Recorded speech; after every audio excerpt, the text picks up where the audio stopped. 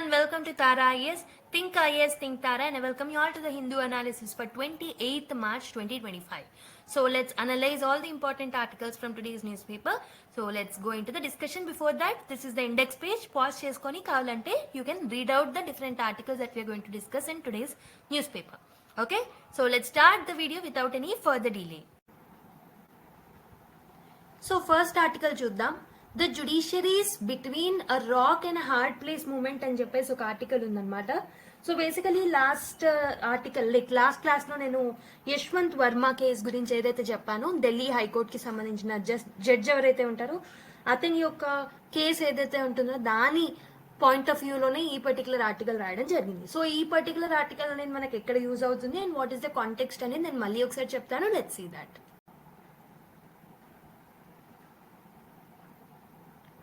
So మనకి syllabus లో ఈ పర్టికులర్ టాపిక్ వచ్చేసి జిఎస్ పేపర్ 2లో మనకి structure, organisation and functioning of the judiciary అనే టాపిక్ ఏదైతే ఉంటుందో దాంట్లో లింక్ చేసుకోవచ్చు.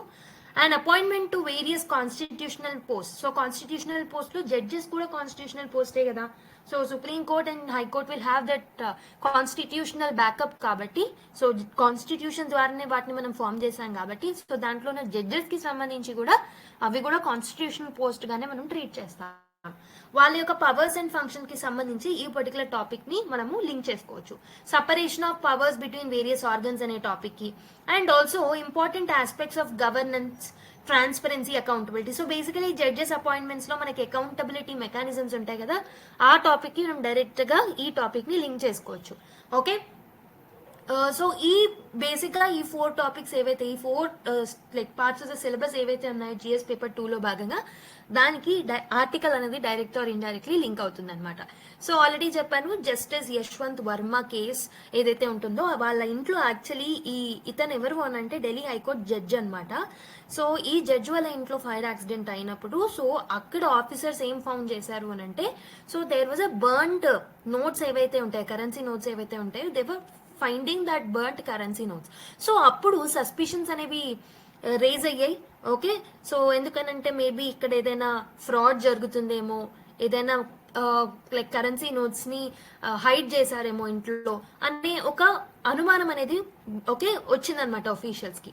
అప్పుడు ఒక ప్రిలిమినరీ ఎంక్వైరీ అనేది కండక్ట్ చేశారు. ఢిల్లీ హైకోర్టు చీఫ్ జస్టిస్ గారు ఆర్డర్ వేయడంతో ఒక ప్రైమరీ ఎంక్వైరీ అనేది కండక్ట్ చేసి ఆ రిపోర్ట్ ని supreme court chief justice of India ఎవరైతే ఉంటారో సో అతనికి సబ్మిట్ చేసి, సో మనము ఇంకొంచెం ఫర్దర్ ఇన్వెస్టిగేషన్ అండ్ స్టెప్స్ తీసుకోవాలి ఈ పర్టికులర్ టాపిక్ ని డీల్ చేయడం కోసం అని చెప్పేసి చెప్పడం జరిగిందనమాట. ఓకే, అయితే ఈ పర్టికులర్ ఆర్టికల్లో ఏం చేశారు అంటే, so there is a larger debate on the independence of the judiciary. Okay, ఎందుకనంటే independence of the judiciary is something which is a part of a rule of law, constitutionalism, ఇవన్నీ abide అయి ఉండాలి అని అంటే independence of the judiciary is something which is very very important, right. Judicial appointments కూడా opaque గా ఉండాలి. ఏదైతే opaque nature of judicial appointments ఏదైతే ఉందో కొలీజియన్ సిస్టమ్ లో, సో ఒపేక్ గా ఉండదు. బేసికలీ జుడిషియల్ అపాయింట్మెంట్స్ లో కూడా అకౌంటబిలిటీ అనేది ఉండాలి, సపరేషన్ ఆఫ్ పవర్స్ తో పాటు చెక్స్ అండ్ బ్యాలెన్సెస్ అనేవి ఉండాలి. కాబట్టి సో ఇక్కడ మన ఇండియాలో nowhere in the other world, మనకు వేరే కంట్రీస్ లో ఎక్కడ కూడా judges are not appointing judges, ఇండియాలో తప్పితే. సో ఇక్కడ ఏమవుతుంది అని అంటే there is a condition where judges are appointing judges, కాబట్టి జుడిషియల్ అకౌంటబిలిటీ అనేది మిస్ అవుతుంది. సో ఈ పర్టికులర్ ఆర్టికల్ లో there is a larger debate on judicial independence on one side and judicial accountability on one side. For example collegium system ఏదైతే ఉంటుందో దాన్ని follow అయితే మనం జుడిషియల్ ఇండిపెండెన్స్ ని మెయింటైన్ చేయగలుగుతున్నాం. బట్ మనము what we are not able to follow is accountability of judges. Whereas ఒకవేళ మనం ఎన్జేఎస్సీ లాంటివి మనం తీసుకొచ్చినప్పుడు ఏమవుతున్నాయంటే జుడిషియల్ ఇండిపెండెన్స్ అనేది హ్యాంపర్ అవుతుంది because of the executive overreach. Okay, so ఈ పర్టికులర్ డిబేట్ గురించి ఎక్కువగా ఎంఫసైజ్ చేస్తూ ఈ ఆర్టికల్ రాయడం జరిగింది. Not more on the issue అనమాట, డైరెక్ట్ ఈ పర్టికులర్ ఇష్యూ కన్నా ఎక్కువగా. సో ఇన్ హౌస్ కమిటీ గురించి మనం ఆల్రెడీ ఈ పర్టికులర్ ఇష్యూకి సంబంధించి డీటెయిల్ గా డిస్కస్ చేసాం, I think day before yesterday. So but now in this particular video and article what we're discussing about is a larger debate on judicial independence on one side and judicial accountability on other side. Okay, so let's dive deep into this article. Let's analyze.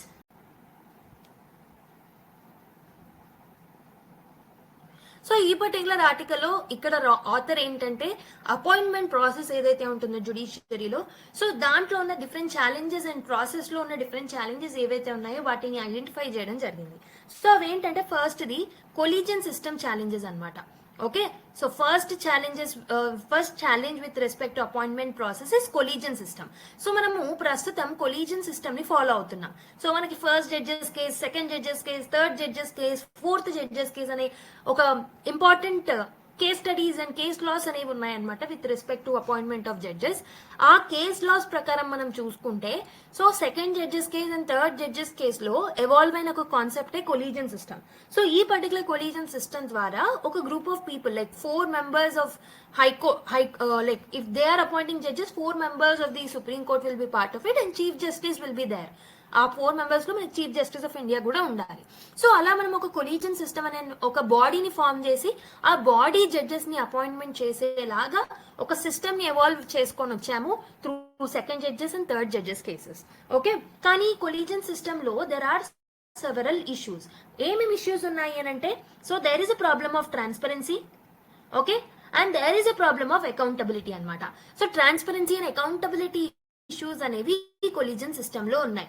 So ఎందుకున్నాయి ma'am, why there is an issue of collegium system అని అంటే, so ఇక్కడ collegium system లో mainly ఏమేం problems వస్తున్నాయి అని అంటే, ఇక్కడ there is a lack of checks and balances. So మనకి 3 organs ఆఫ్ ది గవర్నమెంట్ ఉంటాయి. ఒకటి జుడిషియరీ, ఒకటి ఎగ్జిక్యూటివ్, ఇంకొకటి లెజిస్లేచర్, రైట్? సో మనము ఫాలో అయ్యే ప్రిన్సిపల్ ఏంటి, we are following independence of all these 3 organs. Along with that separation of powers తో పాటు మనం చెక్స్ అండ్ బ్యాలెన్సెస్ అనే ఫెనామినాన్ కూడా ఫాలో అవుతూ వస్తున్నాం. అంటే జుడిషియరీ ఏదైనా తప్పు చేస్తే executive need to interfere and legislature need to interfere, okay, in order to check that particular thing. So కానీ ఇక్కడ ఏమవుతుంది, అపాయింట్మెంట్ ప్రాసెస్ లో మనకి ఒక ఒపేక్ సిస్టమ్ ని, ఒక కొలీజన్ సిస్టమ్ లాంటి ఒక ఇంపార్షియల్ సిస్టమ్ ని మనం, ఒక పార్షియల్ సిస్టమ్ ని మనం ఫాలో అవుతున్నాం కాబట్టి, so there are some issues. There are transparency issues and there are accountability issues anamata. Okay, and also ee collegian system lo there are allegations that nepotism is being followed. Okay, so uncle judges syndrome ane padani vaadu untam. Try to use this kind of terminology in your UPSC mains answers. Uncle judge syndrome ante entante, for example, let me take some X is a judge of the Supreme Court. Our judge is a part of the, that ex judge ఎవరైతే ఉంటారో that particular person is a part of the collegian system అని అనుకుందాం. So వాళ్ళు ఏం చేస్తారు, they try to choose a person who is close to them. Okay, so ఎవరైతే close ఉంటారో వాళ్ళని చూస్ చేసుకోవడానికి ట్రై చేస్తారు. ఓకే, ఈ పర్టికులర్ సిస్టమ్ ని మనం అంకుల్ జడ్జెస్ సిండ్రోమ్ అని అంటూ ఉంటాం అనమాట. అంటే they are showing some nepotism, they are showing some partiality towards some people. దానివల్ల ఏమవుతుంది, ఈ అపాయింట్మెంట్ ప్రాసెస్ లో అకౌంటబిలిటీ ఉండట్లేదు. ఈ అపాయింట్మెంట్ ప్రాసెస్ లో లాట్ ఆఫ్ ఇష్యూస్ అనేవి ఉన్నాయన్నమాట. ఈక్వాలిటీ అనే ప్రిన్సిపల్ అనేది ల్యాక్ అవుతుంది. ఇలా కొలీజియన్ సిస్టమ్ లో లాట్ ఆఫ్ అలిగేషన్స్ అనేవి ఉన్నాయన్నమాట. So judges are appointing judges without the clear and clarified criteria. ఒక క్రైటీరియాని ఫిక్స్ చేసుకొని వాళ్ళు అపాయింట్ చేయట్లేదు. So judges are appointing judges through the process of nepotism, okay, through the ideology of uncle judges syndrome. Okay, so inequalities అనేవి చూస్తున్నాం. అండ్ మీరు చూస్తుంటే ఇప్పటి వరకు we don't even have 1 women chief justice in India. So అన్ని బాగుంటే justice Nagarathna గారు, ఐ థింక్, సో ఒకసారి డేట్ క్లారిఫై చేసుకోండి, ఇయర్ క్లారిఫై చేసుకోండి, 2027 కల్లా she might become the first chief justice, women chief justice of India. అంటే విమెన్ రిప్రజెంటేషన్ ఉండట్లేదు hire జుడిషియరీలో. And there is a less representation of the lower classes, lower strata of the people, marginalised communities like scheduled caste, scheduled tribes, వీళ్ళ నుంచి representation ఉండట్లేదు. There is a lack of representation from the persons with disabilities. Okay, ఇలాంటి different criteria people proper గా represent అవ్వట్లేదు అనమాట.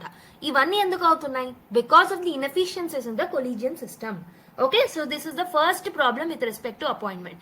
ఇంకొకటి ఏంటంటే, second problem ఏంటంటే, executive overreach is the another problem అనమాట.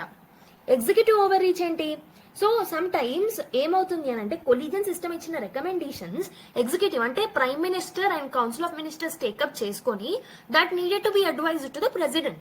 కానీ ఈ అపాయింట్మెంట్ సిస్టమ్ లో డీలేస్ అవ్వడానికి one of the reasons is executive. అంటే టైమ్లీ అపాయింట్మెంట్స్ అనేవి చేయట్లేదు అనమాట. Despite of receiving the recommendations from the collegium system, like collegium అనే బాడీ నుంచి రికమెండేషన్స్ అందుకున్నప్పటికీ టైంకి అపాయింట్ చేయట్లేదు అనమాట.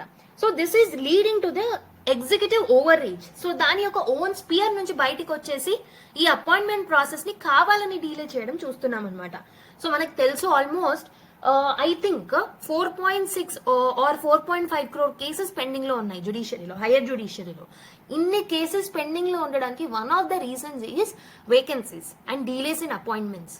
సో అపాయింట్మెంట్ డీలేస్ ఉంటే డెఫినెట్లీ కేసెస్ బర్డెన్ అనేది పైలప్ అవుతుంది, జడ్జెస్ మీద ఓవర్లోడ్ అనేది పడుతుంది అనమాట. Okay, so executive overreach is another problem. And also మనకు తెలుసు 2015 లో executive has tried to come up with some body called as NJAC. NJAC ఏం చేస్తుంది అని అంటే, సో ప్రస్తుతం ఉన్న కొలీజియన్ సిస్టమ్ లో ఉన్న లూప్ హోల్స్ ని సాల్వ్ చేయడానికి ఎన్జేఏసీ అనే సిస్టమ్ ని ఎగ్జిక్యూటివ్ తీసుకురావాలనుకుంది. బట్ ఇది టోటల్ గా ఏంటంటే it has become unfair. Okay, so దాన్ని మళ్ళీ 2015 లో 4th జడ్జెస్ కేసులో భాగంగా supreme court has declared the NJAC as null and void. Okay, unconstitutional గా డిక్లేర్ చేయడం జరిగిందనమాట. And the third thing is impeachment process. Impeachment process లో ఇన్ఎఫిషియన్సీస్ ఉండడం అనేది అనదర్ ప్రాబ్లం అనమాట. ఓకే, ఏం ప్రాబ్లం ఉంది మ్యామ్ అని అంటే, ఈ ఇంపీచ్మెంట్ అనే ప్రాసెస్ ఏదైతే ఉంటుందో విత్ రెస్పెక్ట్ టు జడ్జెస్, అది టోటల్ గా పొలిటిసైజ్ అయ్యింది. ఓకే, సో చాలా రేర్ గా దీన్ని యూజ్ చేస్తున్నాం, రైట్. సో దీంట్లో లాట్ ఆఫ్ సింపుల్ మెజారిటీ కాదు, సింపుల్ మెజారిటీతో ఉంటే ఫాస్ట్ గా అయిపోయేది, కానీ special majority and complex phenomena అనమాట. ఇది టోటల్ గా సక్సెస్ఫుల్ అవ్వడం అనేది it's not an easy thing. So అంటే జడ్జెస్ యొక్క ఇంపీచ్మెంట్ అనేది ఇట్స్ అ కాంప్లెక్స్ థింగ్. దాని వల్ల జడ్జెస్ కి చాలా ఫ్రీడమ్ అనేది ఉంటుంది. They are involving into corruption, they are involving into the ideas of nepotism and all. Okay, so fourth thing is delays in the judicial reforms. So judicial reforms అనేవి తీసుకురావాలన్న ideology ఉన్నప్పటికీ, so there are lot of delays in bringing up the reforms. Okay, so judicial accountability bill ని తీసుకొద్దామనే ఒక ఆలోచన ఉండింది, judicial complaint commissions ని తీసుకొద్దామనే ఆలోచన ఉండింది. Okay, and all India service for the judicial body తీసుకురావాలని ఒక ఆలోచన ఉండింది. సో ఇలా ఎన్నో ఐడియాలజీస్ అండ్ ఎన్నో రిఫార్మ్స్ తీసుకొద్దామన్న ఐడియాలజీస్ ఎప్పటి నుంచో ఉన్నప్పటికీ there are delays in bringing up this particular reforms. So ఇలా అపాయింట్మెంట్ ప్రాసెస్ లో ఇన్ని ఇష్యూస్ అనేవి ఉన్నాయన్నమాట. కొలీజియన్ సిస్టమ్ లో lack of accountability and transparency. ఇంకొకటి ఏంటంటే executive overreach, impeachment process అనేది కాంప్లెక్స్ గా ఉండడం, అండ్ ఆల్సో జుడిషియల్ రిఫార్మ్స్ అనేవి డీలే అవ్వడం.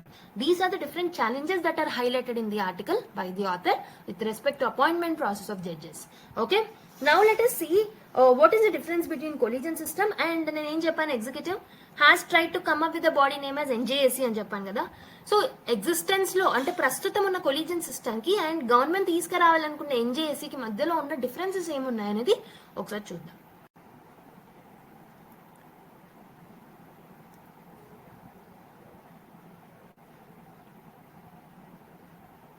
So if you look at the difference between collegian system on the one hand and NJSC on the other hand, so constitutional basis చూసుకుంటే, so collegium system అనేది నేను ఇంతకు ముందు చెప్పినట్టు 3 judges cases ద్వారా like court judgements ద్వారా evolve అయిన concept. రేపు పొద్దున్న ప్రిలిమినరీ ఎగ్జామ్ లో మీకు డైరెక్ట్ గా collegium system is actually present in the original constitution and it is defined by the constitution అని అంటుంటాడు. అప్పుడు ఏమవుతుంది, ఆ స్టేట్మెంట్ అనేది తప్పు అవుతుంది. Okay, so this is a very basic knowledge that you will have. But exam హాల్లో ఆ స్ట్రెస్ లో మీరు దాన్ని ప్రాపర్ గా డీకోడ్ చేసుకోలేకపోతారు. సో కాబట్టి మీరు ఏది చదివినా మైండ్ఫుల్ గా చదవండి. సో బేసిక్స్ మనకు అర్థమైతే చాలు, you can crack prelims. Okay, so NJAC కూడా మనము తీసుకొచ్చిన కాన్సెప్టే, 99th కాన్స్టిట్యూషనల్ అమెండ్మెంట్ ద్వారా పార్లమెంట్ తీసుకొచ్చిన కాన్సెప్టే ఎన్జేఏసీ అనమాట. బట్ 2015 లో మనకి ఈ పర్టికులర్ ఎన్జేఏసీ అనే ఒక కాన్సెప్ట్ ని సో సుప్రీం కోర్ట్ కొట్టిపడేయడం జరిగింది by treating it as null and void because it is unconstitutional అని చెప్పేసి. సో మెంబర్స్ ఎవరు ఉంటారు దీంట్లో భాగంగా అని అంటే, కొలీజియన్ సిస్టమ్ లో మనకి చీఫ్ జస్టిస్ ఉంటారు. Along with that 4 most senior most supreme court judges are part of the collegium system అనమాట. ఓకే, ఈ పర్టికులర్ కాంపోజిషన్ ఏదైతే ఉంటుందో chief justice plus 4 senior most supreme court judges అనే కాంపోజిషన్ ని మనం 3rd జడ్జెస్ కేసు ద్వారా తీసుకురావడం జరిగింది. Whereas on the other hand ఎన్జేఏసీలో మనకి జుడిషియరీ నుంచి 3 మెంబర్స్ ఉంటారు. సో సిజేఐ ఉంటారు, 2 సీనియర్ మోస్ట్ జడ్జెస్ ఉంటారు, అండ్ ఇంకో 2 సీనియర్ మోస్ట్ జడ్జెస్ ఎవరైతే కొలీజియం లో ఉంటున్నారో వాళ్ళని రిప్లేస్ చేస్తూ ఇక్కడ ఎవరు ఉంటారంటే ఒక 2 ఎమినెంట్ మెంబర్స్ ఉంటారు. And along with that union law minister ఉంటారు. అంటే it's 3+3 body.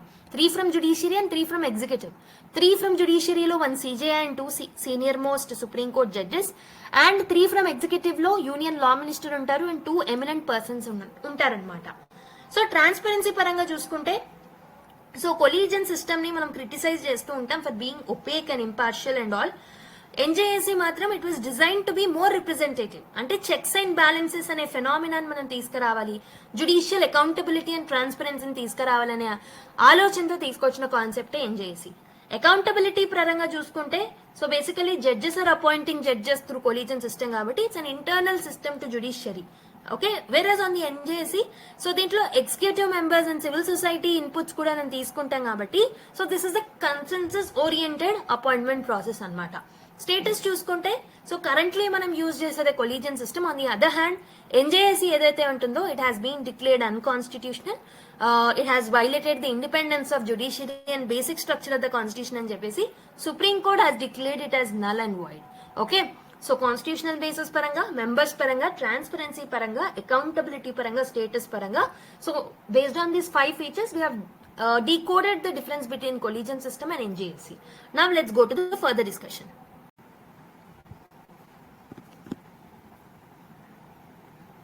So what should be the way forward, Mali?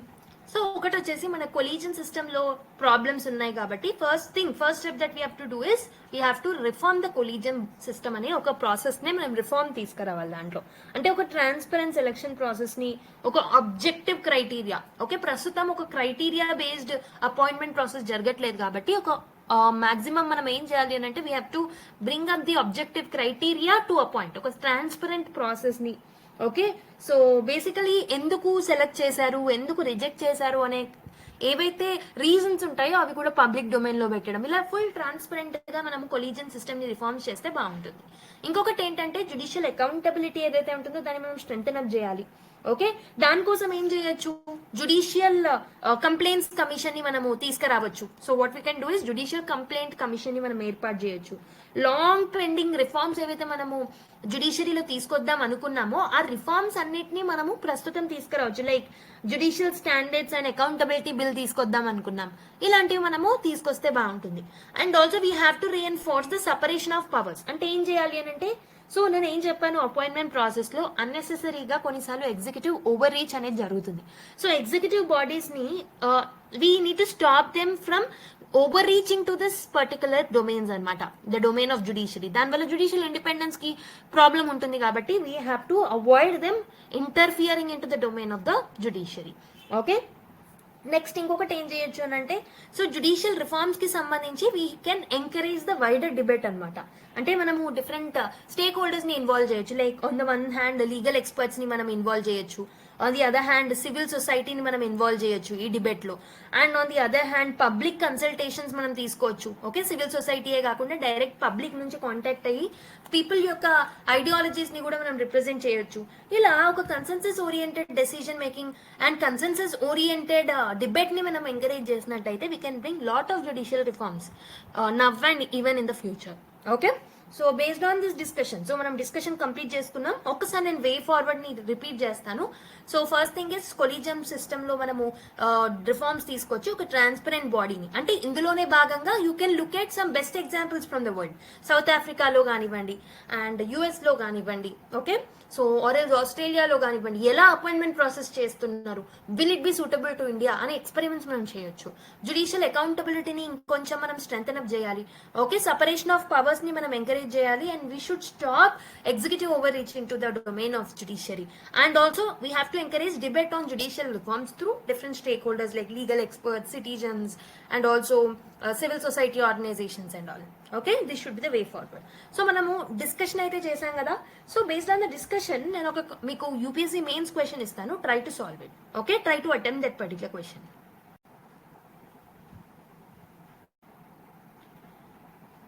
So if you look at this particular question, the increasing friction between the judiciary and the executive over the judicial appointments raises serious concerns about the separation of powers. So ఏంటంటే, so there is a friction between judicial organ and executive organ. దేనికి సంబంధించి, judicial యొక్క appointments కోసం. So దీనివల్ల ఈ clash వల్ల there is a friction between these two bodies. దీనివల్ల lot of serious concerns అనేవి రేజ్ అవుతున్నాయి regarding separation of powers. So ఇక్కడ వరకు వాళ్ళు ఏమి ఇచ్చాడు, the question is just a statement here. ఒక స్టేట్మెంట్ ఇచ్చారు, ఓకే, ఇట్ హ్యాస్ హ్యావింగ్ ఒక ఒపీనియన్ బేస్డ్ స్టేట్మెంట్ ఇచ్చారు. దాని తర్వాత క్వశ్చన్ ఏంటంటే critically ఎగ్జామైన్ the short Cummins of the collision system. So basically collision system లో ఉన్న షార్ట్ కమింగ్స్ ఏంటి, and you have to suggest measures to reform it while ensuring judicial independence. Okay, so basically ఇక్కడ introduction ఎలా రాయొచ్చు, మీరు introduction ఎలా రాస్తారు ఒకసారి థింక్ చేయండి. So let me tell you, మనము ఇండియన్ పాలిటీ అండ్ కాన్స్టిట్యూషన్ కి సంబంధించిన ఆన్సర్స్ రాసినప్పుడు you can start with articles or else you can start with court judgments. So ikkada meeku ideal thing entante you can actually start with third judge's case where collegium system was introduced. So danto paatu konni adjectives use cheyandi how collegium system will be helpful anesi. Oka positive oriented introduction ichina tarvata oka connecting statement la you need to write that however there are certain challenges with respect to collegium system with regards to the transparency, with regards to accountability, and with regards to some internal issues, equality issues అని చెప్పేసి you need to go to the body part and give a perfect side heading. ఒక side heading ఇచ్చేసి that collision సిస్టంలో ఉన్న short Cummins ఏంటి అన్న side heading ఇచ్చేయచ్చు. దానికన్నా ముందు మీరు రాస్తే ఒకవేళ సో కొలీజన్ సిస్టమ్ యొక్క కాంపోజిషన్ ఏంటి అనేది ఒక బాక్స్ ఫార్మాట్ లో రాసేసి ఒక వాల్యూ అడిషన్ లాగా మీ ఆన్సర్ కి చేయొచ్చు. చేసిన తర్వాత షార్ట్ కమింగ్స్ ఏమున్నాయో ఒక 4-5 పాయింట్స్ రాసేసి and you have to suggest some measures. Judicial independence ని మెయింటైన్ చేయడానికి ఇలాంటి మెజర్స్ తీసుకొస్తే బాగుంటుంది అనే మెజర్స్ మీరు రాయొచ్చు. ఓకే, ఈ షార్ట్ కమింగ్స్ రాసినప్పుడు కూడా try to justify your points like judiciary vacancies ఎక్కువ అవుతున్నాయి, ఈ కొలీజియన్ సిస్టమ్ ఇచ్చిన రికమెండేషన్స్ ఎగ్జిక్యూటివ్ త్వరగా అపాయింట్ చేయట్లేదు, దానివల్ల లాట్ ఆఫ్ పెండింగ్ కేసెస్ ఉంటున్నాయి. ఓకే, ఫర్ ఎగ్జాంపుల్ ఇన్ని వేకెన్సీస్ అనేవి ఉన్నాయి సుప్రీంకోర్టులో, ఇన్ని వేకెన్సీస్ అనేవి హైకోర్టులో ఉన్నాయి. ఇలా మీరు కొన్ని ఎగ్జాంపుల్స్తో జస్టిఫై చేస్తూ మీరు ఆన్సర్ని రాయొచ్చు. Okay, so try to attempt it. Now let's go to another article. So next articles చూద్దాం. Should the free movement regime between India and Myanmar remain అని ఒక ఆర్టికల్ రాయడం జరిగింది. సో ఇది మనకి ఎక్కడ యూజ్ అవుతుంది, ఇది మనకి మెయిన్స్ లో జిఎస్ పేపర్ 2లో మనం లింక్ చేసుకోవచ్చు. సో ఇండియా అండ్ మయన్మార్ కాబట్టి నేబర్హుడ్ రిలేషన్స్ తో మనం లింక్ చేసుకోవచ్చు. బైలేటరల్ అగ్రిమెంట్స్ ఇన్వాల్వింగ్ ఇండియా అనే టాపిక్ తో మనం లింక్ చేసుకోవచ్చు, ఎందుకంటే ఫ్రీ మూమెంట్ రిజైమ్ గురించి మాట్లాడతాం కాబట్టి ఇందులో. ఓకే, ఇంటర్నేషనల్ బార్డర్స్ లో ఏమేమి ఇష్యూస్ ఉంటాయి, ఛాలెంజెస్ ఉంటాయి, దీంతో లింక్ చేయొచ్చు. And also government policies and intervention. So ఈ టాపిక్స్ తో జిఎస్ పేపర్ 2తో మనం ఈ టాపిక్ ని లింక్ చేయొచ్చు. అదే కాకుండా internal security that is GS 3లో భాగంగా border management, okay, role of external actors, security challenges, okay, management in border areas, ఈ టాపిక్స్ తో మనం లింక్ చేసుకోవచ్చు అనమాట. Okay, what is the context of the article? మరి ఫిబ్రవరిలో మనకి ఏమైంది, మీరు last month news paper విన్నట్టయితే discussions, so there is a news articles, there are lot of news articles regarding this. So union home minister garu so free movement regime ni scrap cheyadaniki lot of announcements ni plan chesaru. Okay, India and Myanmar madhyalo manaki free movement regime undedi, కానీ lot of announcements అనేవి last మంతే plan చేయడం జరిగింది. ఎందుకనంటే national security issues వస్తున్నాయని. So there are smuggling related issues, infiltration related issues. So వాటన్నిటిని solve చేయడానికి so ఇప్పుడు ఫ్రీ మూమెంట్ రిజైమ్ ని మనము తీసేద్దాం, స్క్రాప్ చేద్దాం అనే ఒక ఐడియాలజీతో ముందుకొచ్చారు. హవెవర్ ఈ మూవ్ ఏదైతే ఉంటుందో దీన్ని టోటల్ గా ఇంకా ఫార్మలైజ్ చేయలేరు బైలేటరల్ అగ్రిమెంట్స్ ద్వారా. అయితే ఈ పర్టికులర్ ఆర్టికల్లో ఒక డిబేట్ ని మనం చూస్తాం. There is a balance debate on whether ఈ ఫ్రీ మూమెంట్ రిజైమ్ అనేది కంటిన్యూ చేయాలా, especially cultural and ethics like ethnic and economic ties అనేవి రెండు కంట్రీస్ మధ్యలో, ఇండియా అండ్ మయన్మార్ మధ్యలో ఉన్నాయి. కాబట్టి ఈ పర్టికులర్ ఫ్రీ మూమెంట్ రిజైమ్ ని కంటిన్యూ చేయాలా లేదా బ్రాడర్ గా మనం ఆలోచించేసి సెక్యూరిటీ పర్పసెస్ లో దీన్ని మనం స్క్రాప్ చేయాలా, ఈ పర్టికులర్ డిబేట్ నే మనం ఈ ఆర్టికల్లో చూస్తామన్నమాట. You will have a balanced view between these two particular arguments. So let's analyse this article. Okay, so free movement regime కి సంబంధించి what are the arguments, so what are the arguments for free movement regime అనేది first చూద్దాం. So first ఏంటంటే ఒకటి security threats. Okay, so basically infiltration, insurgencies, smuggling ఇవన్నీ జరగకుండా ఆపేయడానికి ఈ particular FMR, that is free movement regime scrapping అనేది helpful అవుతుంది అనమాట. సెకండ్ థింగ్ ఏంటంటే బార్డర్ ని కంట్రోల్ చేయొచ్చు. మన బార్డర్ ఏరియాస్ ఏవైతే ఉంటాయో కంట్రీ బార్డర్స్ ని మనము చెక్ చేయొచ్చు అనమాట. క్రాస్ బార్డర్ మూవ్మెంట్ ని మనం మానిటర్ చేయొచ్చు ఒకవేళ ఫ్రీ మూమెంట్ రిజైన్ ని స్క్రాప్ చేస్తే. నెక్స్ట్ ఇంకొకటి ఏంటంటే గవర్నెన్స్ ఛాలెంజెస్ ఏవైతే ఉన్నాయో వాటిని కూడా మనం ట్యాకిల్ చేయొచ్చు. సో బేసికలీ ఎఫ్ఎంఆర్ ఏదైతే ఫ్రీ మూమెంట్ రిజైమ్ ఏదైతే మనము ఇంతకుముందు ఇంట్రడ్యూస్ చేసామో దాని వల్ల నాన్ సిటిజన్స్ ఎవరైతే ఉన్నారో they use to misuse this particular routes. So దాన్ని అన్నిటినీ, ఆ ఛాలెంజెస్ అన్నిటినీ మనం అధిగమించవచ్చు. ఫోర్త్ థింగ్ ఏంటంటే స్ట్రాటజిక్ షిఫ్ట్. అంటే మనము ఒక టైటర్ గ్లోబల్ బార్డర్ నార్మ్స్ ని మనం తీసుకొచ్చినట్టయితే we can actually save our country. Okay, so ఇలా మనకి ఫ్రీ మూమెంట్ రిజైన్ ని స్క్రాప్ చేయడం వల్ల ఇవన్నీ పాజిటివ్ పాయింట్స్ అనేవి జరుగుతాయి. So what are the arguments against scrappage of the FMR? ఒకటి వచ్చేసి ఎథనిక్ బాండ్స్ అనేవి ఉన్నాయి రెండు నేషన్స్ మధ్యలో. సో బేసికలీ మియన్మార్ అయినా ఇండియా అయినా they share some ancestral relations, families అనేవి క్రాస్ బోర్డర్స్ లో ఉన్నాయి. సో అవన్నీ బ్రేకేజ్ అవుతాయి ఒకవేళ ఎఫ్ఎంఆర్ ని స్క్రాప్ చేస్తే. ఇంకొకటి హ్యుమానిటేరియన్ నీడ్. అంటే ఏంటి, ఎవరైతే రెఫ్యూజీస్ ఇండియాకి వస్తున్నారో from Myanmar, so they are like a refugee అనమాట. కాన్ఫ్లిక్ట్ జోన్ నుంచి రెఫ్యూజీగా ఒక హ్యుమానిటేరియన్ యాంగిల్ లో మనం థింక్ చేస్తే we have to give them shelter. కానీ దానివల్ల ఇండియన్ సెక్యూరిటీ ఛాలెంజెస్ వస్తున్నాయి కాబట్టి we are scrapping it. But however we can write one point as humanitarian need అనమాట.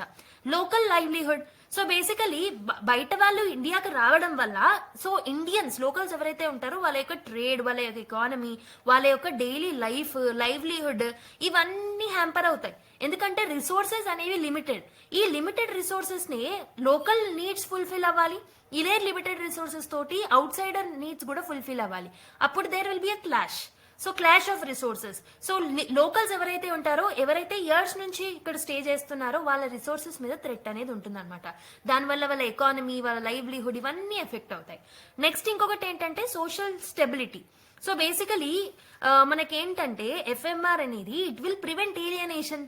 సో బేసికలీ బార్డర్ ఏరియాస్ లో ఒక కాన్ఫ్లిక్ట్ అట్మాస్ఫియర్ కాకుండా ఒక యూనిటీ అనేది ఏర్పడేలాగా ఎఫ్ఎంఆర్ చేసి ఉంది బోత్ ద కంట్రీస్ మధ్యలో. బట్ ఈ social stability and social bonding అనేది కొలాప్స్ అయ్యే ఛాన్సెస్ ఉంటాయి if you are scrapping the FMR అని చెప్పేసి ఇక్కడ ఇంకో వ్యూ పాయింట్ మనం చెప్పొచ్చు. So what I told you, what are the arguments for scrapping FMR? ఒకటి సెక్యూరిటీ థ్రెట్స్, ఇంకోటి బార్డర్ కంట్రోల్, ఇంకొకటి గవర్నెన్స్ ఛాలెంజెస్ ని మనం ఎదుర్కోవచ్చు, స్ట్రాటజిక్ షిఫ్ట్ అనేది ఉంటుంది. వెరాజ్ అగేన్స్ట్ ఏమేమి ఉన్నాయి? ethnic bonds, humanitarian need, local livelihood, and also social stability.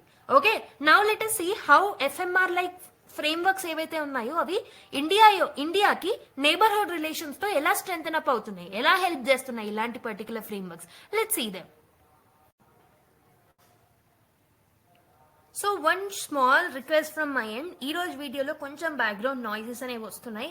So please avoid them, only concentrate on my voice. I'm really sorry for that.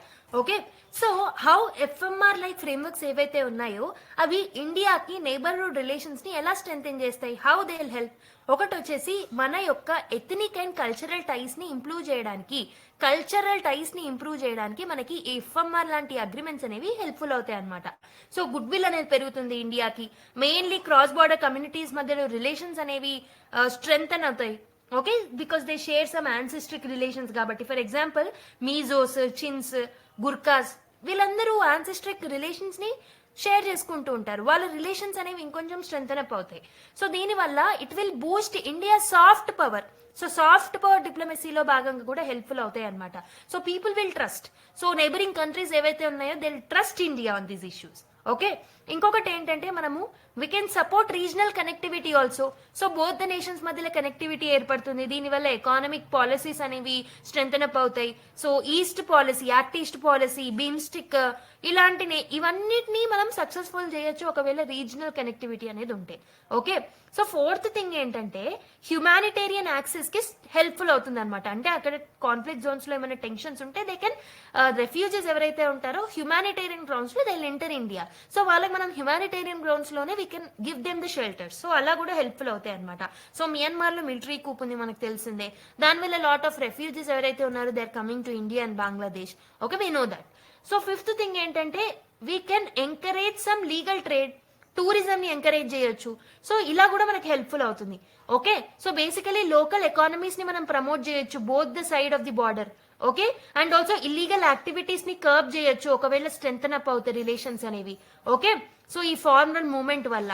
So ఇలా మనకి డిఫరెంట్ వేస్ లో ఇలాంటి ఫ్రీ మూవ్మెంట్ రిజైమ్ లాంటి ఈ agreements ఏవైతే ఉన్నాయో అవి చాలా మనకి హెల్ప్ఫుల్ అవుతాయి అనమాట. So let me give you some example and use cases. First thing ఏంటంటే ఇండియా నేపాల్ బార్డర్. సో మీరు ఈ particular India Nepal open border మీరు చూసుకుంటే దీనివల్ల సో మన మూవ్మెంట్ అనేది ఈజీ అయింది బోత్ ద నేషన్స్ మధ్యలో, ఎంప్లాయ్మెంట్ ఆపర్చునిటీస్ అనేవి పెరిగాయి. And also second thing is India Bhutan friendship treaty. So ఈ ఇండియా భూటాన్ ట్రీటీ వల్ల ఏమైంది, సో దీని వల్ల ఒక హ్యుమానిటేరియన్ రీజనల్ లీడర్ గా ఇండియా పేరు తెచ్చుకుంది. హ్యుమానిటేరియన్ గ్రౌండ్స్ లో ఒక రీజనల్ లీడర్ గా ఇండియాకి పేరు రావడం జరిగింది అనమాట. Okay, India and Bhutan okay border mechanisms వల్ల. ఇంకొకటి ఏంటంటే ఇండియా మయన్మార్ ఎఫ్ఎంఆర్. సో ఇప్పుడు ప్రస్తుతం మనం చూస్తుంది ఇండియా మయన్మారే కదా. సో ప్రీవియస్ లో మనము ఈ ఫ్రీ మూవ్మెంట్ రిజైమ్ అనేది ఇండియా అండ్ మయన్మార్ మధ్యలో ఉన్నప్పుడు మన ఎథనిక్ టైస్ అనేవి రెస్పెక్టెడ్ అయ్యాయి. ఓకే, రెస్పెక్ట్ఫుల్ గా అయ్యాయి. We have strength and people to people ties. Okay, security concerns ఏవైతే ఉన్నాయో వాటిని కూడా మనం అధిగమించాం because of this open border. Okay, అయితే ఇలాంటి lot of case studies previous లో కూడా ఉన్నాయన్నమాట. మరి ఇప్పుడు ఈ ఎఫ్ఎంఆర్ కి సంబంధించిన ఇష్యూస్ ని మనం సాల్వ్ చేయడానికి what should be the way forward, ఎలాంటి ఆలోచనతో మనం ముందుకు వెళ్తే విల్ బి సక్సెస్ఫుల్ అనేది చూద్దాం. సో ఫస్ట్ థింగ్ ఏంటంటే బార్డర్ మానిటరింగ్ అనేది మనం ప్రాపర్ గా చేయాలి. What should be the way forward అంటే first thing border monitoring should be there over border closing. So total గా ఫ్రీ మూవ్మెంట్ రిజైమ్ ని క్లోజ్ చేసే బదులు బార్డర్ ని ప్రాపర్ గా మానిటర్ చేస్తే సరిపోతుంది అనమాట. అంటే బార్డర్ సర్వేలెన్స్ చేయొచ్చు, ఫెన్సింగ్ చేయొచ్చు. Okay, so instead of fencing what we can do is border surveillance అనమాట. లీగల్ ట్రేడ్ రూట్స్ ని ఓపెన్ చేయొచ్చు. So that should be one alternative. ఇంకొకటి ఏం చేయొచ్చు అని అంటే మనము బార్డర్ కమ్యూనిటీస్ తో మనము ఫ్రీక్వెంట్ డైలాగ్స్ ని మనం తీసుకురావాలి. అక్కడ ఉన్న లోకల్ స్టేక్ హోల్డర్స్ ఎవరైతే ఉంటారో వాళ్ళని policy making and policy decisions లో మనం ఇన్వాల్వ్ చేయాలి. ఓకే, సో దట్ అక్కడున్న కల్చరల్ రియాలిటీ, సోషల్ రియాలిటీస్ అనేవి మనము అర్థం చేసుకోగలుగుతాము. ఇంకొకటి ఏంటంటే we have to formalise some trade routes. కొన్ని ట్రేడ్స్ ని మనం ఫార్మలైజ్ చేయాలి. ఓకే, కొన్ని ట్రాన్సిట్ రూల్స్ ని మనం తీసుకురావాలి. అంటే we have to legalise and regulate the cross border trade అనమాట. దాన్ని బ్యాన్ చేసే బదులు లీగలైజ్ చేస్తే బాగుంటుంది. ఇంకొకటి ఏంటి అంటే హ్యుమానిటేరియన్ ఎక్సెప్షన్స్. సో మనం ఏం చేయొచ్చు అని అంటే హ్యుమానిటేరియన్ ఎక్సెప్షన్స్ అంటే we can develop some social permits. కొన్ని కారిడర్స్ ని మనం డెవలప్ చేయొచ్చు అనమాట, ఎవరైతే డిస్ప్లేస్డ్ సివిలియన్స్ ఉంటారో వాళ్ళ కోసం. ఓకే, సో ఇంకేం చేయొచ్చు, what more can be done అని అంటే రీజనల్ డిప్లొమసీని మనం ప్రమోట్ చేయాలి. రీజనల్ డిప్లొమసీని అంటే మయన్మార్ లాంటి కంట్రీస్ తో మనం కొలాబరేట్ అయ్యి అండ్ ఆసియాన్ కంట్రీస్ ఏవైతే ఉన్నాయో వాటి కంట్రీస్ తో కొలాబరేట్ అయ్యి లాంగ్ టర్మ్ బార్డర్ స్టెబిలిటీ గురించి కొన్ని ప్రొవిజన్స్ అండ్ కొన్ని లీగల్ ఫ్రేమ్వర్క్స్ ని మనం తీసుకొస్తే బాగుంటుంది. So this should be the steps that India can take. So first thing ఏంటంటే బార్డర్ క్లోజింగ్ బదులు బార్డర్ మానిటరింగ్ చేయొచ్చు. సో ఫెన్సింగ్ బదులు మనం లీగల్ ట్రేడ్ రూట్స్ ని ఓపెన్ చేసి ప్రాపర్ గా సర్వేలెన్స్ చేయొచ్చు. ఓకే, బార్డర్ కమ్యూనిటీస్ తో dialogue and local stake holders ని డెసిజన్ మేకింగ్ లో ఇన్వాల్వ్ చేయొచ్చు. Formalise the trade rules and transit rules. Humanitarian exceptions ఏవైతే ఉన్నాయో అవి తీసుకురావచ్చు. లైక్ ఎవరైతే రెఫ్యూజీస్ ఉన్నారో, డిస్ప్లేస్డ్ సివిలియన్స్ ఉన్నారో వాళ్ళకి కొన్ని కారిడార్స్ అండ్ కొన్ని పర్మిషన్స్ మనం ఇవ్వచ్చు అనమాట. రీజనల్ డిప్లొమసీని ప్రమోట్ చేయొచ్చు. ఓకే, సో ఇలా డిఫరెంట్ స్టెప్స్ తీసుకోవడం వల్ల ఈ పర్టికులర్ ప్రాబ్లమ్ ని మనం సాల్వ్ చేయొచ్చు అనమాట. Okay, now let's go to another article. So next one is the ఫ్లాడ్ push for a third language అని చెప్పేసి ఒక ఆర్టికల్ రావడం జరిగింది. సిలబస్ మీరు చూసుకున్నట్టయితే మెయిన్స్ లో మనకి జిఎస్ పేపర్ 2లో అండ్ జిఎస్ పేపర్ 1లో కూడా మనం ఈ ఆర్టికల్ ని లింక్ చేసుకోవచ్చు. జిఎస్ 2లో మనకి ఏంటంటే issues relating to education, human resources ఈ పర్టికులర్ టాపిక్స్ తో లింక్ చేసుకోవచ్చు. And federalism, linguistic diversity, language policy వీటితో లింక్ చేసుకోవచ్చు. వెరస్ జిఎస్ పేపర్ 1లో ఇండియన్ సొసైటీలో diversity of India, okay, different languages గురించి, రీజనలిజం, సో ఈ పర్టికులర్ ఇష్యూస్ తో కూడా లింక్ చేసుకోవచ్చు. Role of language in national integration, ఇలా లాట్ ఆఫ్ సిలబస్ టాపిక్స్ తో మనం ఈ టాపిక్ ని డైరెక్ట్ గా లింక్ చేసుకోవచ్చు అనమాట.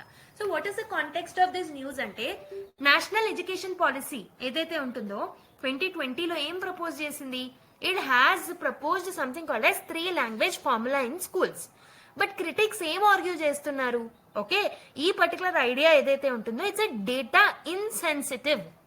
ఈ ఐడియాలజీ అనేది ఇట్స్ డేటా ఇన్సెన్సిటివ్ ఐడియాలజీ అని చెప్పేసి క్రిటిక్స్ ఆర్గ్యూ చేస్తున్నారు. దీనివల్ల స్టూడెంట్స్ మీద బర్డెన్ పెరుగుతుంది, రైట్. దీనివల్ల స్టూడెంట్స్ మీద బర్డన్ పెరుగుతుంది.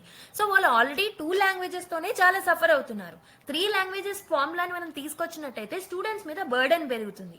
అండ్ ఆల్సో మనకి అస్సర్ రిపోర్ట్ ప్రకారం సో పూర్ బేసిక్ రీడింగ్ అనేది మనం చూస్తున్నాం స్టూడెంట్స్ లో.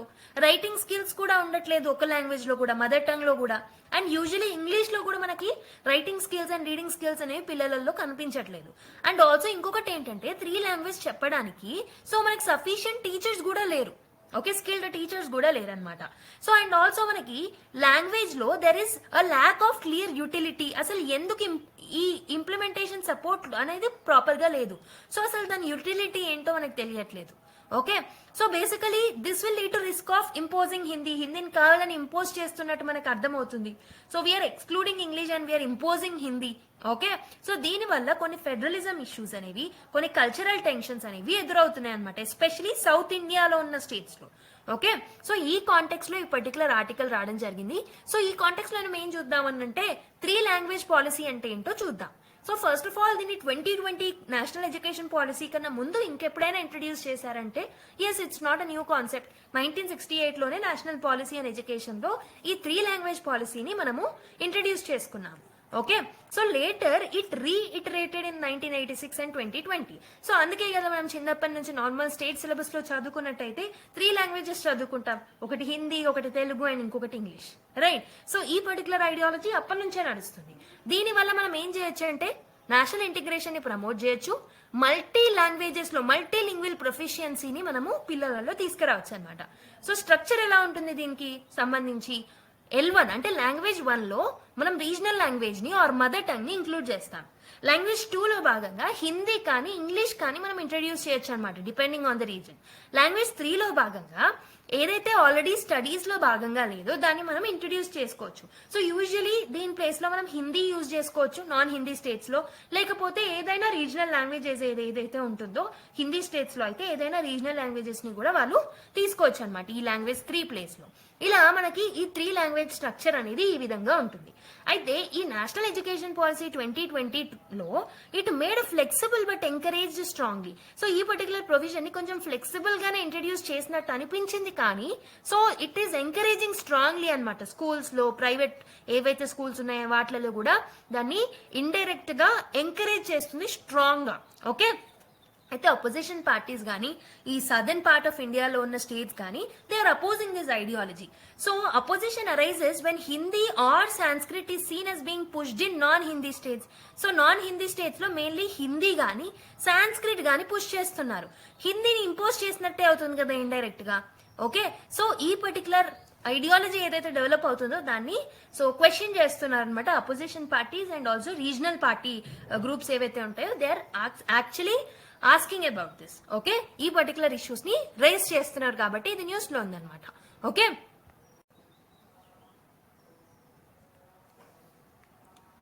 అయితే ఈ పర్టికులర్ ఆర్టికల్లో మెయిన్లీ మనకి what are the challenges in implementing the 3rd language policy, ఏమేమి ఛాలెంజెస్ ఉంటాయి అనేది ఆథర్ స్పెసిఫిక్ గా మెన్షన్ చేయడం జరిగింది. Let's see. So what are the challenges in implementing the 3 language policies? ఒకటి వచ్చేసి లెర్నింగ్ బర్డన్ అనేది పెరిగిపోతుంది. Okay, so basically students already language 1, language 2 తోనే చాలా ప్రాబ్లమ్స్ ని ఫేస్ చేస్తున్నారు వీటిలలో పాస్ అవ్వడానికి, వీటిలలో ప్రొఫిషియన్సీని గెయిన్ చేసుకోవడానికి. 3rd లాంగ్వేజ్ ని మనం ఇంట్రడ్యూస్ చేసినట్టయితే సో వాళ్ళ యొక్క కాగ్నిటివ్ ఎబిలిటీ మీద ఓవర్లోడ్ పెట్టినట్టు అవుతుంది అనమాట. అండ్ ఆల్సో పూర్ ప్రొఫిషియన్సీ అనేది ఉంటుంది in all the languages. Okay, in all the languages and even in the subjects like maths, science, వీటి మీద ఎఫెక్ట్ కూడా పడే ఛాన్సెస్ అనేవి ఉంటాయి అనమాట. ఇంకొకటి ఏంటంటే టీచర్స్ ఇన్సఫిషియన్సీస్, టీచర్స్ వేకెన్సీస్ ఎక్కువగా ఉన్నాయి.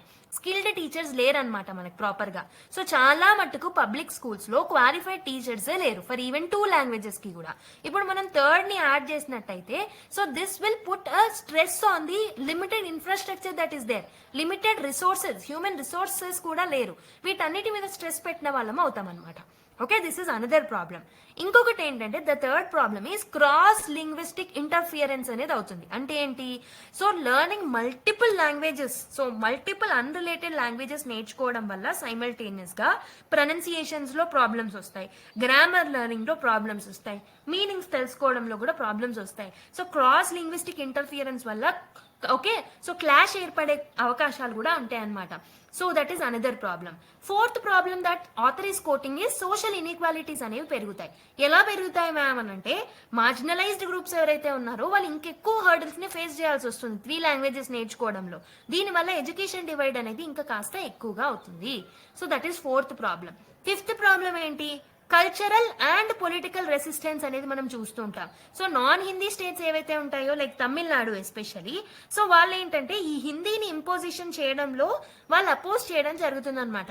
సో లేదా ఏదైనా సెంట్రలీ డిటర్మైన్డ్ లాంగ్వేజ్ పాలసీ తీసుకొచ్చినా సెంటర్ కి ఎక్కువగా సపోర్ట్ చేస్తుంది అనిపించినప్పుడు, లేదా నార్దర్న్ పార్ట్ ఆఫ్ ఇండియాని ఎక్కువగా సపోర్ట్ చేస్తున్నట్టు అనిపించినప్పుడు, so southern part of states అనేవి ఎప్పుడు వీటిని అపోజ్ చేస్తూ వస్తూ ఉంటాయి అనమాట.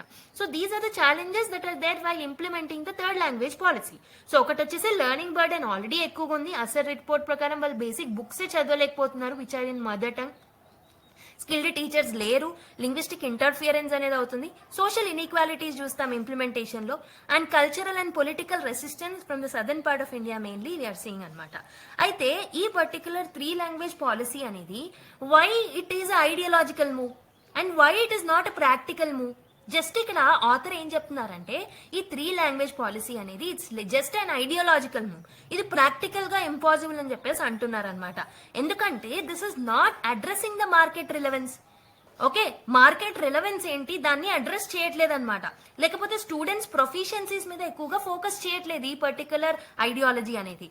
సో దీని వల్ల లింగ్విస్టిక్ నేషనలిజం అనేది ప్రమోట్ అవుతుంది. సో మెయిన్లీ మనము చాలా మట్టుకు చాలా స్పియర్స్ లో అడ్మినిస్ట్రేషన్ లో అండ్ లోవర్ స్ట్రేటా నుంచి అంటే లోవర్ క్లాసెస్ నుంచి మనం ఇంగ్లీష్ ని అవాయిడ్ చేస్తూ ఉంటాం అనమాట ఒకవేళ హిందీని ఇంపోజ్ చేస్తే. సో ఇది ఒక ప్రాబ్లం ఉంటుంది. లింగ్విస్టిక్ ఫెడరలిజం అనేది అండర్మైన్ అవుతుంది అనమాట. ఓకే, సో సెంటర్ కి స్టేట్స్ కి మధ్యలో గొడవలు అనేవి పెరిగిపోయే ఛాన్సెస్ అనేవి ఉంటాయి. So there is a threat to federalism. అందుకే ఇది ఒక ప్రాక్టికల్ ఐడియా కాదు, ఇది జస్ట్ అన్ ఐడియాలజికల్ ఐడియా అని చెప్పేసి ఆథర్ అంటున్నారు అనమాట. సో మీరు గ్లోబల్ లెవెల్లో చూసుకుంటే కూడా గ్లోబల్ లెసన్స్ మీరు ఏదైనా చూసినట్టయితే సింగపూర్ ఏదైతే ఉంటుందో, సింగపూర్ అనే నేషన్ ఏం చేస్తుంది, బైలింగ్వల్ ఎడ్యుకేషన్ ని ప్రమోట్ చేస్తుంది, ఇంగ్లీష్ తో పాటు మదర్ టంగ్ ని ప్రమోట్ చేస్తుంది అనమాట. ఓకే, ఎందుకంటే ఒకవైపు మదర్ టంగ్ నేర్చుకోవాలి, ఇంకోవైపు national identity and global economic link అవ్వాలి కాబట్టి ఇంగ్లీష్ ని కూడా వాళ్ళకి నేర్పిస్తున్నారు. ఆన్ ది అదర్ హ్యాండ్ మీరు చైనా లాంటి నేషన్స్ చూసుకుంటే, సో అక్కడ ఏంటంటే మాండరిన్ ని పుష్ చేస్తున్నారు నేషనల్ లాంగ్వేజ్ గా, కానీ అక్కడ ఉన్న ఎథనిక్ లాంగ్వేజెస్ ని కూడా వాళ్ళు చాలా రెస్పెక్ట్ఫుల్ గా వాటిని అడాప్ట్ చేసుకుంటూ ఉంటారనమాట చైనాలో.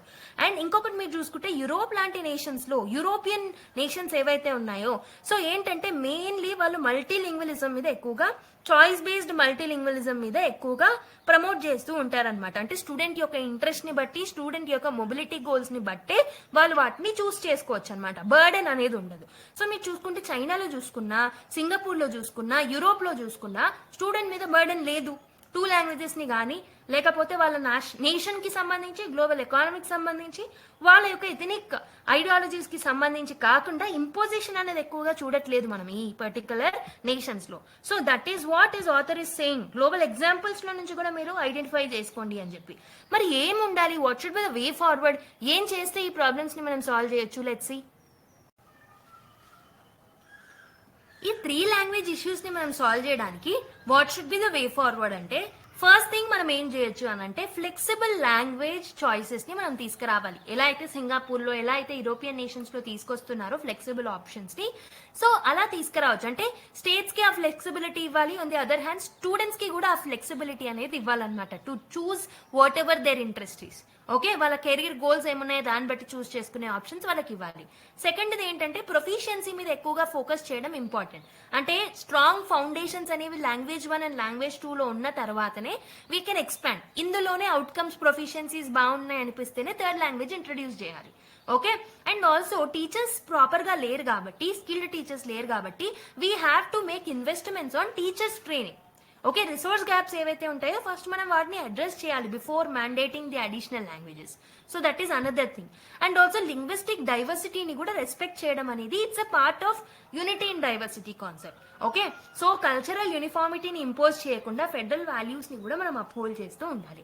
సో ఇలాంటి స్టెప్స్ మనం తీసుకున్నట్టయితే సో పీస్ఫుల్ గా మనము థర్డ్ లాంగ్వేజ్ ని కూడా ఇంట్రడ్యూస్ చేయొచ్చు in long run, not immediately. Okay, so first pilot basis లో ఇంప్లిమెంట్ చేసి చూడండి వర్క్అవుట్ అవుతుందా లేదా. Okay, so basically flexible language choices, focus on proficiency, teacher training లో ఇన్వెస్ట్ చేయడం, లింగ్విస్టిక్ డైవర్సిటీని రెస్పెక్ట్ చేయడం. These are the points in the part of the way forward అనమాట. Okay, now let's go to another article. So next one is US defense ties, India needs to keep its eyes open అని చెప్పేసి ఒక article రావడం జరిగింది. Let's see. So basically syllabus లో ఎక్కడ relate చేసుకోవచ్చు, GS paper 2 లో అండ్ జిఎస్ పేపర్ 3 లో మనం రిలేట్ చేసుకోవచ్చు. జిఎస్ పేపర్ 2 లో bilateral relations involving India, okay, India and its neighbourhood relations, ఈ టాపిక్స్ తో లింక్ చేయొచ్చు. అండ్ జిఎస్ 3 లో భాగంగా defence technology and preparedness, indigenisation of the defence production, security challenges and their management, ఈ topics అన్నిటితో మనం ఈ ఆర్టికల్ ని లింక్ చేసుకోవచ్చు అనమాట.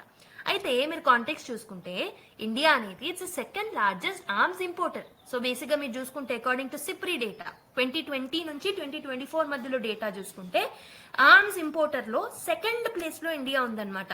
సో మనము ఆత్మ నిర్భర్ భారత్ లాంటి క్యాంపెయిన్స్ ని మనం ముందుకు తీసుకొచ్చినప్పటికీ ఇండియా అనేది ఇప్పటికీ కూడా ఇంపోర్ట్స్ మీద ఎక్కువగా డిపెండ్ అవుతుంది, ఆర్మ్స్ కి సంబంధించి, మిలిటరీ ఎక్విప్మెంట్స్ అండ్ సిస్టమ్స్ కి సంబంధించి. Okay, so US India trade partnership అనేది సో రీసెంట్ ఇయర్స్ లో చాలా ఎలివేట్ అయింది, కానీ దీంట్లో ట్రస్ట్ అనేది లేదు, దీంట్లో కొంచెం డెప్త్ అనేది లేదనమాట. That is one problem. Okay, ఈ పర్టికులర్ ఆర్టికల్లో ఆథర్ ఏం కాషన్ చేస్తున్నారు అనంటే, so there is a dependency trap that we are there. Okay, ఈ నెస్ట్ లో చిక్కిపోయాం అనమాట, ఈ డిపెండెన్సీ నెస్ట్ లో మనం చిక్కిపోయాం. And author is questioning that what is the true nature of strategic partnership. So strategic partnership అనేది so both the side of the countries నుంచి reciprocate అవ్వాలి, కానీ మనం ఏం చేస్తున్నాం, we are simply depending on the outsiders. Okay, ఇంటి critical military systems లో మనం అవుట్ సైడర్స్ మీద డిపెండ్ అవ్వడం ఎంతవరకు కరెక్ట్ వితౌట్ ఇంప్లిమెంటింగ్ ఆత్మ నిర్భరత. సో ఇవన్నిటిని అనలైజ్ చేస్తూ ఈ పర్టికులర్ ఆర్టికల్ ఆథర్ రాయడం జరిగింది. అయితే ఏమేమి ఇష్యూస్ ని హైలైట్ చేశారు అంటే, so first thing is import dependency continuous. అంటే ఏం చెప్తున్నారు, సిప్రీ రిపోర్ట్ ప్రకారం కానివ్వండి, మిగతా మీరు ఏ డేటా ప్రకారం చూసుకున్నా మనము ఇండియా అనేది we have reduced imports marginally only. Previous లో చాలా ఇయర్స్ నుంచి చూసుకున్నా మార్జినల్ రిడక్షన్ అనేది మాత్రమే మనం చూస్తున్నాం. ఆల్మోస్ట్ ఇప్పటికీ కూడా రష్యా మీద 36% డిపెండ్ అయ్యి ఉన్నామన్నమాట. ఓకే, అండ్ యుఎస్ మీద కొన్ని important critical events and critical arm ఏవైతే ఉన్నాయో, క్రిటికల్ ఎక్విప్మెంట్ ఏవైతే ఉన్నాయో like S-400 fighter jets, missiles, వీటన్నిటి మీద కూడా యుఎస్ మీద డిపెండ్ అయ్యి ఉన్నామన్నమాట. ఇంకొకటి ఏంటి, క్యాపబిలిటీలో అసిమిట్రీ అనేది చూస్తున్నాం అనమాట. సో ఇండియా అండ్ యుఎస్ ఏవైతే ఉన్నాయో they have unequal technological depth, mainly defence research and development లో US is far greater and okay, it has moved forward than India. Okay, strategic dependency అనేది తీసుకొస్తున్నాం కానీ it's not a strategic partnership అని చెప్పేసి అంటున్నారు అనమాట. Okay, so India is risking becoming the dependent rather than co developer. ఒక కో developer లా కాకుండా dependency ఎక్కువ అవుతుంది అనమాట యుఎస్ మీద. So there is a difference between partnership and indispensability. అంటే ఏంటి, US relations often shift with the political regimes. So basically Trump యొక్క ideologies transactional policies అనేవి ఉంటాయి, వెరాజ్ ఇంకొకరు వచ్చినప్పుడు ఇంకోలాగా ఉండొచ్చు. అంటే పొలిటికల్ రిజైన్స్ చేంజ్ అవుతున్న కొద్దీ ఈ ఐడియాలజికల్ డిపెండెన్సీ ఏదైతే ఉంటుందో అవిట్లో కూడా చేంజెస్ వచ్చే అవకాశాలు అనేవి ఉంటాయన్నమాట. సో రియల్ పార్ట్నర్షిప్ అనేది ఎలా ఉండాలి అంటే మ్యూచువల్ ఇండిస్పెన్సిబిలిటీ అనేది ఉండాలి, ఒక్క సైడ్ డిపెండెన్సీ అనేది ఉండకూడదు. సో మనతో ట్రేడ్ చేయకపోతే యుఎస్ కి అంత ఫరక్ పడకపోవచ్చు, రైట్, అంత ఏమీ difference కనపడకపోవచ్చు.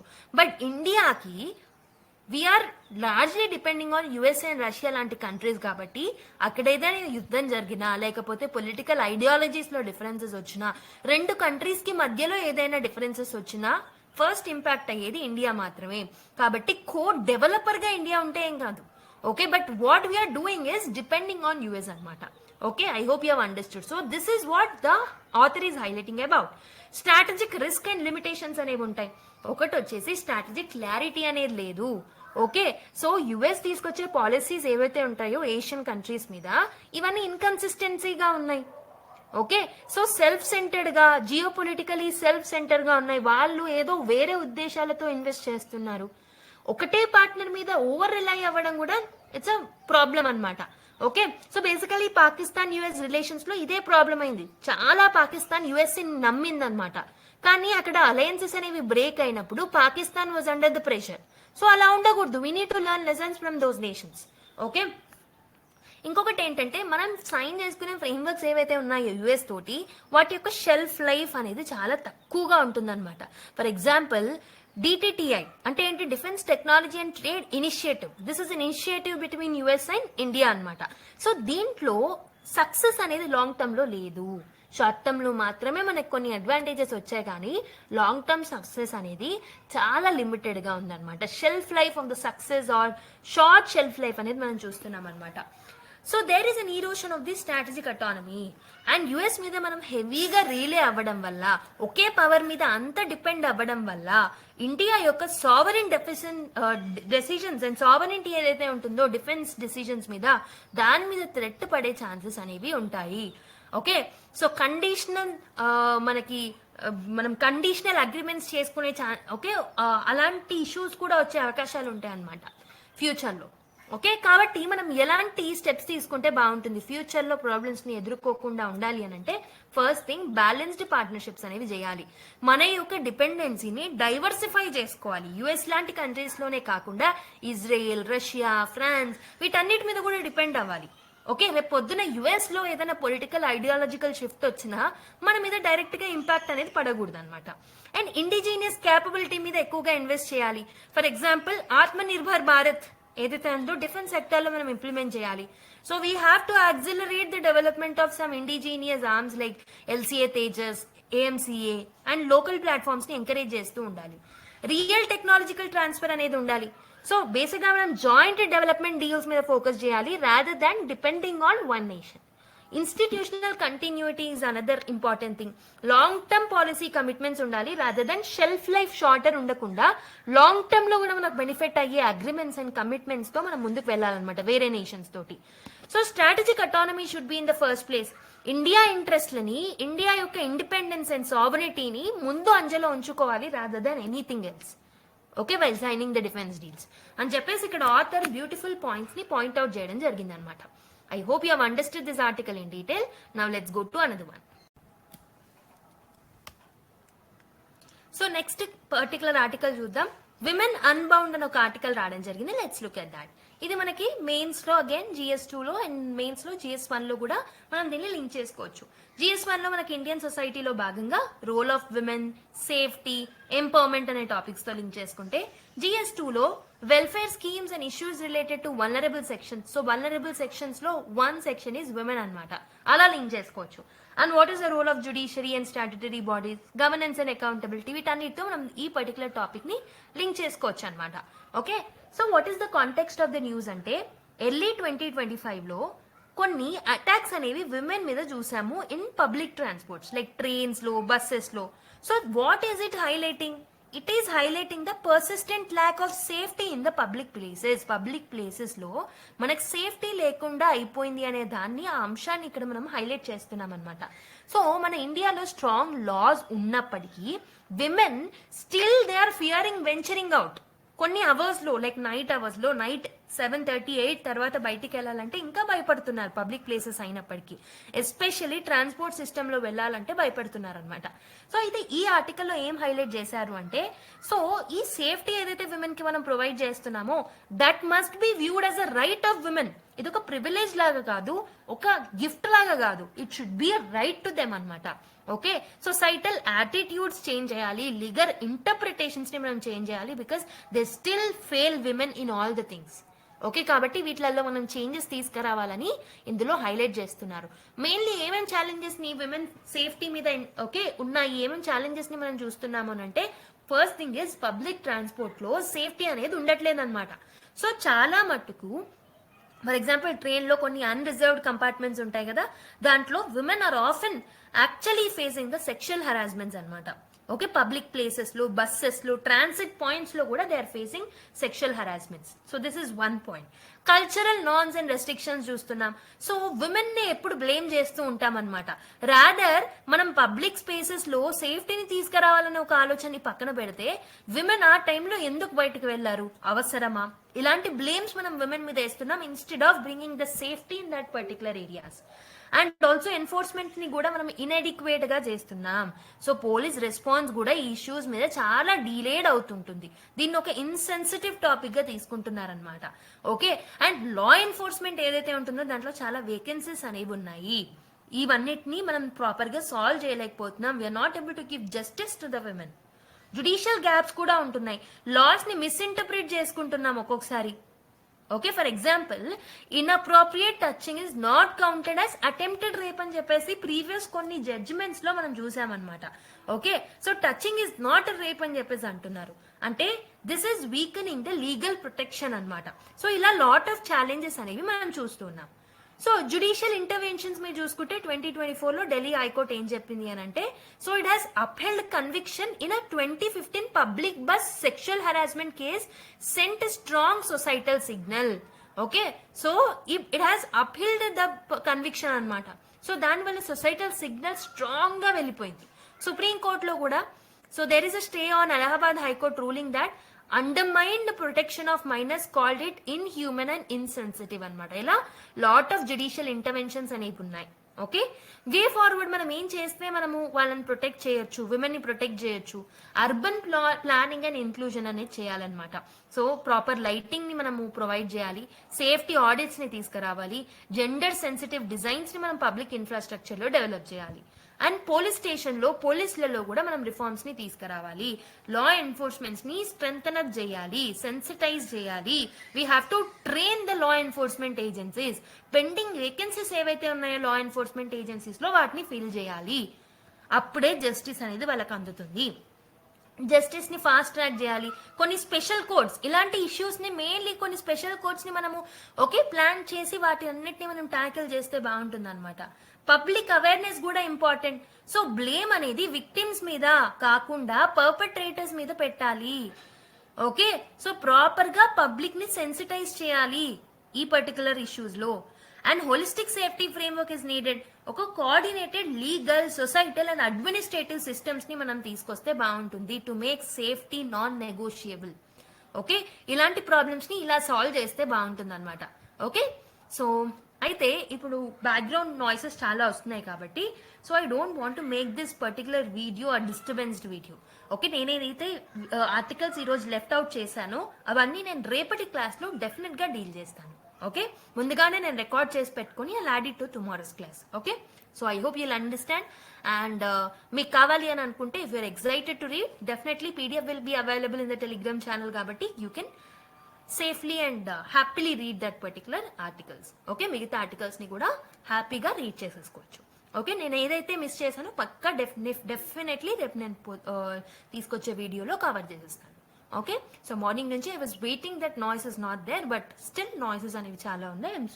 I'm very sorry for that. మీకు వీడియో కనుక నచ్చినట్టయితే లైక్ చేయడం మర్చిపోతాం. నెక్స్ట్ క్లాస్లో మళ్ళీ కలుద్దాం. Until then take care, bye bye, and keep smiling everyone.